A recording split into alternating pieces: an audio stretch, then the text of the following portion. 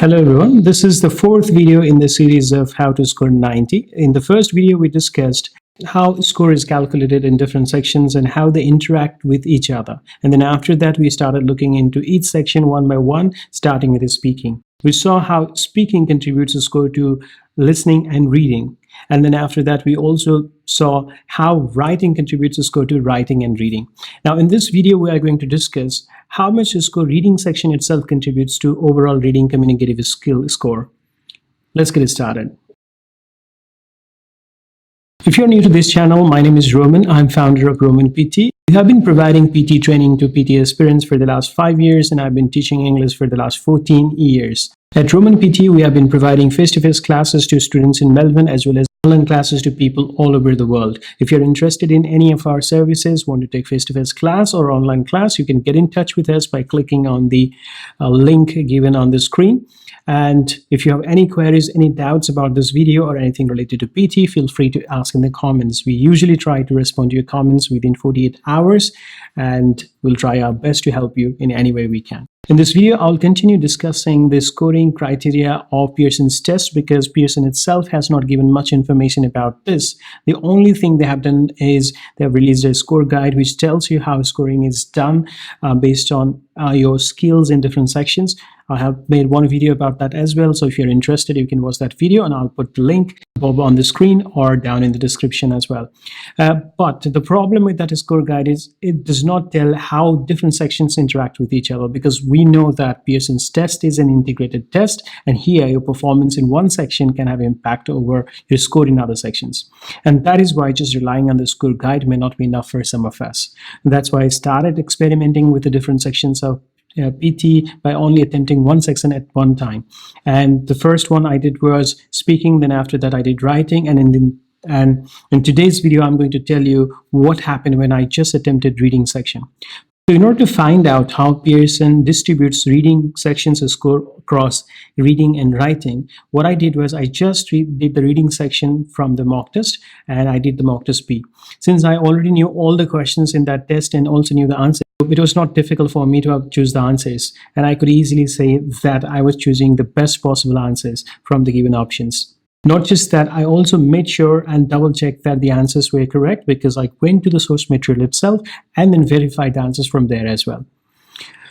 Now, the most shocking thing after this exam was reading section itself contributes only 45 points to reading, which actually validates the argument I made in the previous videos that most of the reading score, which means almost half of the reading score, actually comes from the other sections, and most notably from intonation and other factors as well. So if you are worried about how to do this, then I suggest that you approach your tutor and then ask them to give comments on your performance. Or if you are one of our students, then you can simply send your work for the feedback, and then we'll tell you whether you are doing it in the right way or not.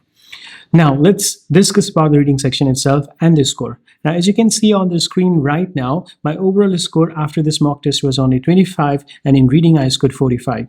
What it showed was most of the reading score actually comes from the other sections, as I already told you.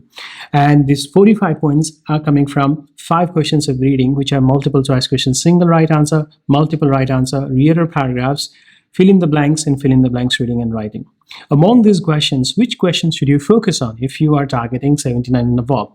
Then a clear answer is you should not waste your time on multiple choice questions. They are time consuming questions and they are difficult questions, but if you spend time on those questions, it will be very difficult for you to get 79, especially if your skill in other questions are not that good, or you tend to read slowly, and that's why you need more time for fill in the blanks and fill in the blanks reading and writing.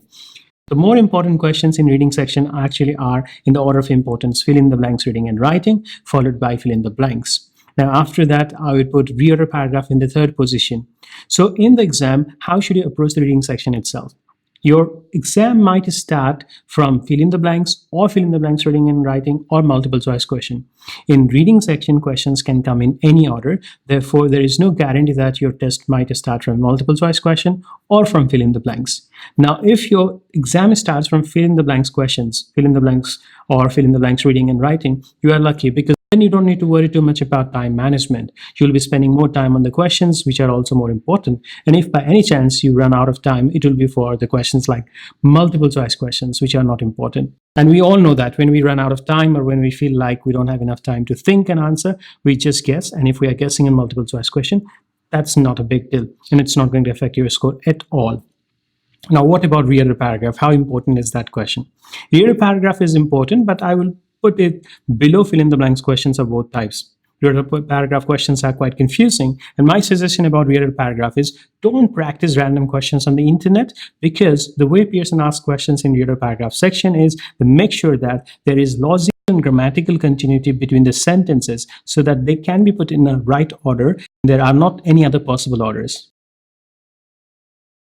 Sometimes you'll be wasting your time on doing things which may not come in the exam, although you might feel like you're working really hard. This is one of the problems I always see. So when you're practicing the questions like read or paragraphs, I suggest that you do it from the authentic sources or from sources you can rely on. Because many times I've found that people are just randomly extracting some paragraphs and breaking them into sentences and then shuffling them and asking you to put it back in the right order. Now, unless you can read people's minds, I don't think it's possible to put any random paragraph back in the right order if there is no logical and grammatical continuity between the sentences.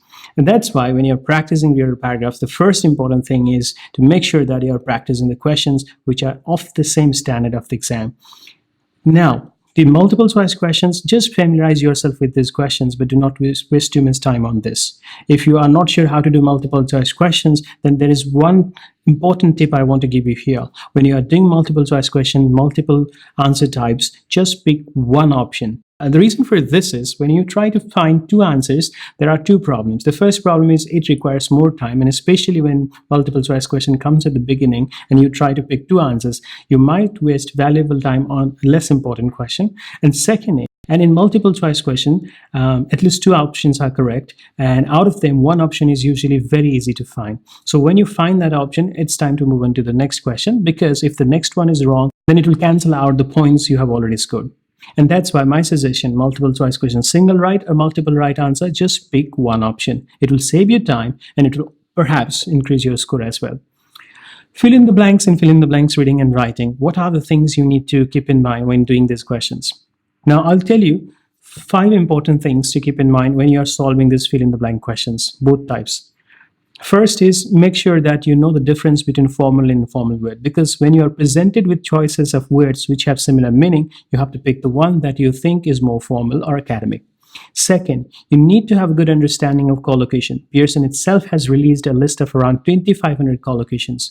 If you go through that list, you'll find that some of the collocations are the ones that you already know. So actually, although the list looks quite daunting at the beginning, it's not that long, so you can actually get it done. The third thing that you have to remember is prepositional phrases. Often Pearson gives you preposition after the gap and asks you to pick a word which makes sense in the context. Most often we only think about the meaning, but forget that in order to pick the word must collocate with that preposition. So you need to be familiar with certain common words and preposition combination. Fourth important trick. When you are answering the questions and you come across a place where you do not know the answer, it's really important that you don't waste any time on that question and move on and try to answer as many questions as possible, because out of 4 or 5 gaps you get in the exam, 1 or 2 can be difficult, but those difficult questions can be a roadblock if you think too much about those questions. Rather, you should try to finish as many questions as you can, because not all the questions are difficult. And another advantage is when you answer a few questions, then the number of options left will be fewer. And not just that, you will also have a better understanding of the paragraph, which will help you to pick up the option which is more contextual. Although if you know more rules of grammar, it might be helpful, but at this stage, perhaps you don't have time to sit down with a big grammar book and cram all the rules there. And I think that's also not going to help you much. I think you should at least focus on a few grammatical concepts such as subject-verb agreement, tense, voice. These are 3 grammatical concepts which are often tested in your exam, and being familiar with these ones will definitely help you in the test. All right. Now, if you look at the scorecard one more time, you will see that they have given me score in spelling, which is quite surprising because in reading, you don't really need to write anything. So I don't know why they gave me a score in spelling. Even in speaking, where I actually do not need to write anything, I got a score in spelling as well. So I don't know how they are calculating the spelling score in these two sections, but that is quite surprising. Okay, now let's compare these 45 points with the points we get from the other sections. If you remember, I told you that from read aloud, you can get around 33 points, 30 to 33 points, which depends on the length of the passage as well.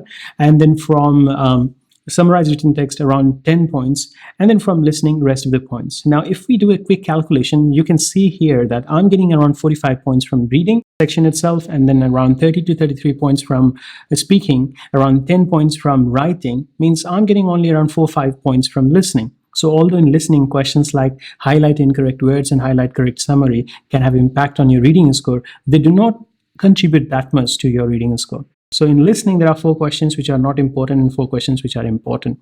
So when you are doing listening, you need to keep these things in mind. In my next video, I'll be discussing how listening contributes a score to not just listening, but also to reading and writing, and how much score you get from listening for these 2 sections.